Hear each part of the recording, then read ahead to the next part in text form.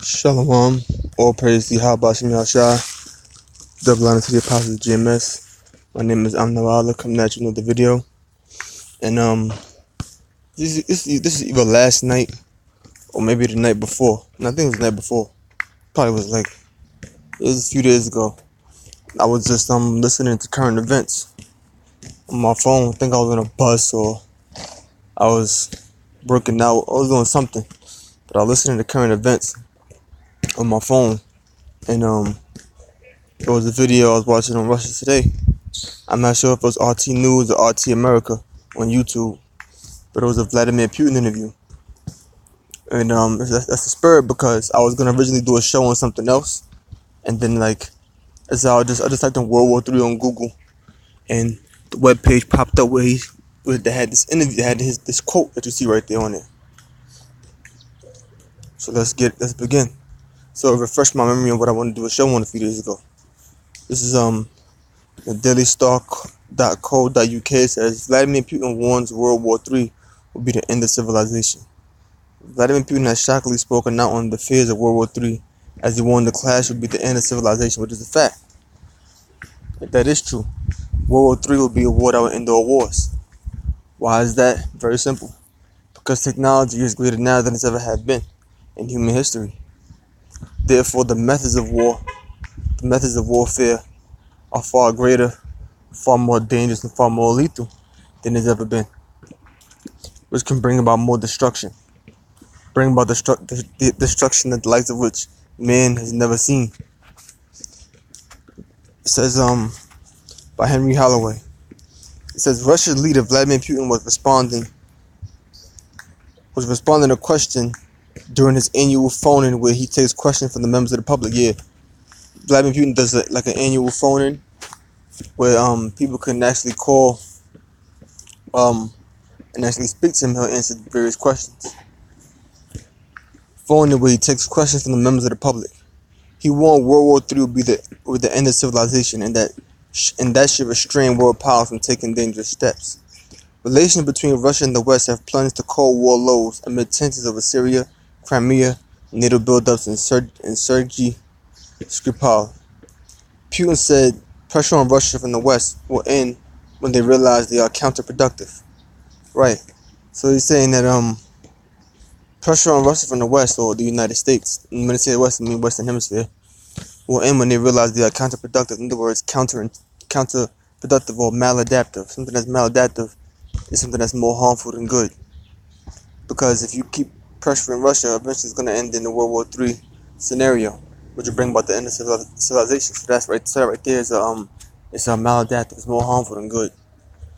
It says, and he said fears of mutually assured destruction from nuclear is forcing powers to respect each other.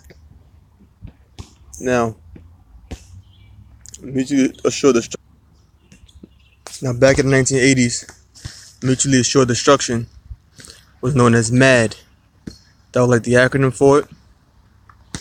And it says mutual assured destruction, or mutually assured destruction, is a doctrine of military strategy and national security policy in which a full-scale use of nuclear weapons by two or more opposing sides will cause the complete annihilation of both the attacker and the offender. So that's what mutually assured destruction is.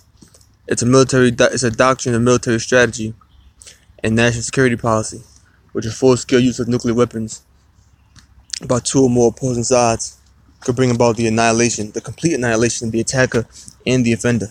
And that's what we're approaching, mutually assured destruction. And if I'm not mistaken, I believe it goes back to the 1980s. Let me see something that's about the 1980s.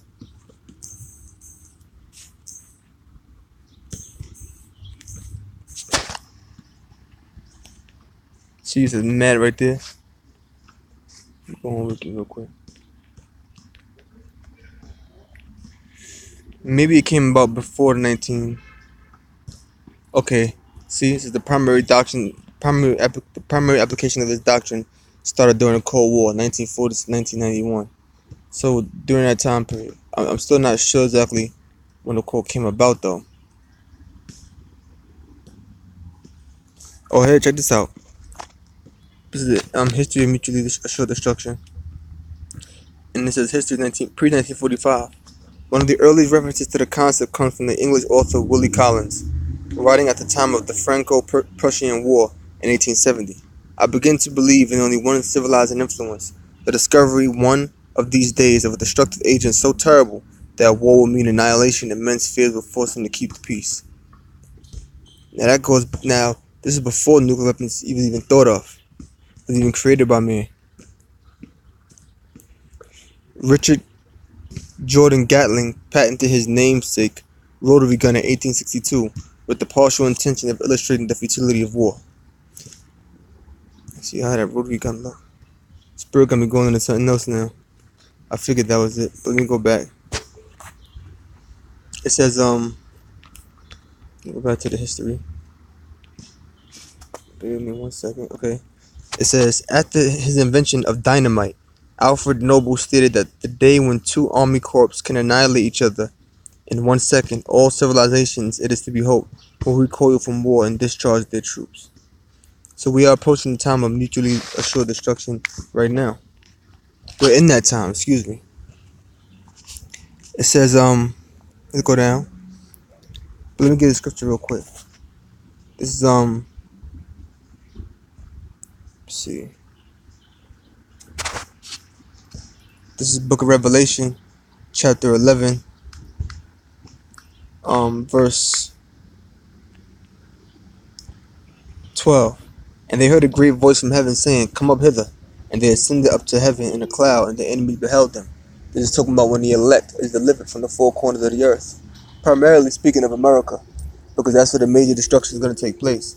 So that's just really going to, which the elect from the four corners of the earth are going to be delivered into the chariots. That 1/3 are going to be delivered in different parts of the world where destruction is going to come. Because you got Israelites that's in Russia, Israelites that's in America. Before the missiles hitting them different places, the elect going to be beaten about it there too. But it's primarily going into America because that's where all anything here is going to die. And the enemies beheld them. The enemies watched them go up into a cloud, which is a so-called UFO chariot. In the same hour, was there a great earthquake, and a 10th part of the city fell. That great earthquake is talking about the earthquake that's going to take place when the missiles hit. When the missiles detonate, it's going to cause the earth to shake. And an earthquake was slain of men, 7,000, meaning a complete number. A complete number of men were slain, not actually 7,000 people, of course, because more people die in America in 1 year without nuclear destruction. So why would 7,000 people die from just one earthquake? It's supposed to be so major. Why would if it was supposed to be so minimal? You know, if the destruction was so major, why would only 7,000 people die? Why would we have to be delivered from the earth in the cloud? Because it's going to be far greater casualties than just 7,000. 7 just means completion. And the remnant were like the phrase several. There's several people over there. Doesn't mean it's actually 7. No, it could be 20. It could be 11.